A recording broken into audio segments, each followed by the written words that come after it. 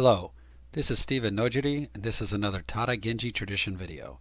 In this video, we're going to conduct a review of the Tada Genji lineage and the Kusunoki tradition, as Kusunoki is part of the Tada Genji lineage. We're going to look at Tada Manju in some of the lines of descent, and we're going to look at Kusunoki in some of the lines of descent.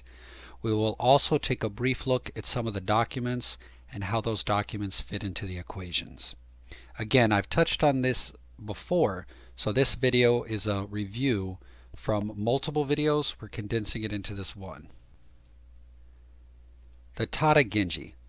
So this begins with Genji Mitsunaka, also known as Tada Manju. He's the founder of the Tada Genji. And according to tradition, which has real and mythical aspects, the imperial military methods, the Jingunden, the Oboshiden, came to many samurai. But in particular, it goes to the Genji. And then there is a specific collection that makes it to Genji Mitsunaka. And that becomes the foundation for the Tada Genji tradition. Then he adds new material, his material. Then his son, Genji Yorimitsu, continues this process. From Genji Yorimitsu flow many clans, all considered part of the Tada Genji. Some examples: the Tada clan, the Nojiri clan, the Fukasu clan, the Fukushima clan, the Baba clan, many more. Closely aligned with the Tada Genji lineage is another Genji lineage known as Oe Genji lineage. There is a considerable amount of overlap between the Oe Genji tradition and the Tada Genji tradition, and we'll look at that a little bit more later in the video. So, the main aspects of the Tada Genji tradition are the original Jingunden and Oboshiden, and then the material added by Genji Mitsunaka and Genji Yorimitsu. Then material added by later adherents, such as Kusunoki Masashige. Then there is material crossed over from the Oe Genji tradition. Finally, material crossed over from other Jingunden and Oboshiden traditions, such as the Shotoku Jingunden and or the Tachibana Jingunden. So on the screen you'll see a very confusing, complex chart, but basically these are all of the different sources that mix together to create these different Genji traditions. So at the top of the screen is the older, and then the middle is the middle, and then the bottom is the more recent. So in the far past you have the Jingunden and the Oboshiden, considered ancient. Then you have Chinese warfare, or ideas from the mainland. Then the next wave would be the Tada Genji tradition of Genji Mitsunaka, Genji Yorimitsu, and the Oe Genji traditions and writings. Then you would have the Shotoku and the Tachibana Jingunden systems, other Genji influenced traditions such as the Ogasawara tradition, the Kusunoki tradition, and then you have family traditions of Tada Genji lineage who have aspects of some or all of the above.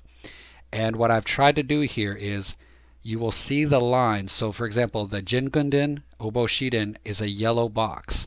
And the lines that are yellow means the sort of lineage going to one to the other. So for example, Jingunden Oboshiden has a line going to the Tada Genji, representing the flow of the Jingunden to the Tada Genji. And then you also see there's a yellow line flowing from the Jingunden down into the orange box of the Shotoku tradition and the Tachibana. There's also a yellow line flowing over to the Oe Genji tradition. The Chinese warfare is directly influencing the Tada Genji and the Oe Genji. The Tada Genji is directly influencing the Oe Genji and the Shotoku tradition and the Kusunoki tradition. And so if you look and see where these lines are going, so you'll also see the pink for the Chinese warfare. You'll see it goes to Tada Genji, and then from Tada Genji you can see it going down into Kusunoki and into family traditions.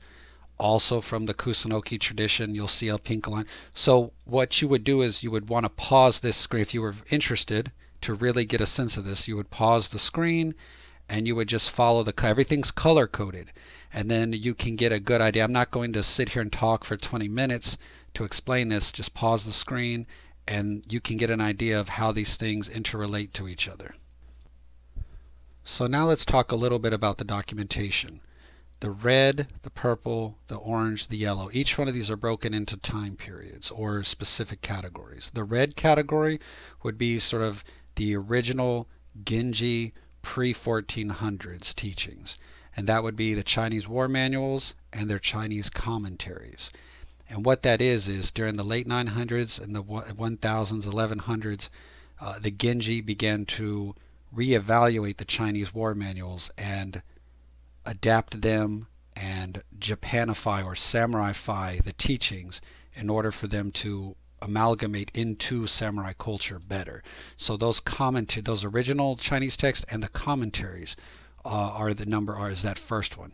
The second one would be older Genji war manuals, anything written before the 1300s, and then the Tada Genji family records and the Tada Genji documents.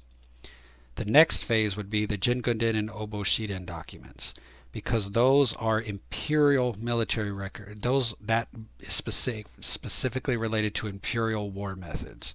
So you have the Genji's body of knowledge meeting with the imperial military method body of knowledge.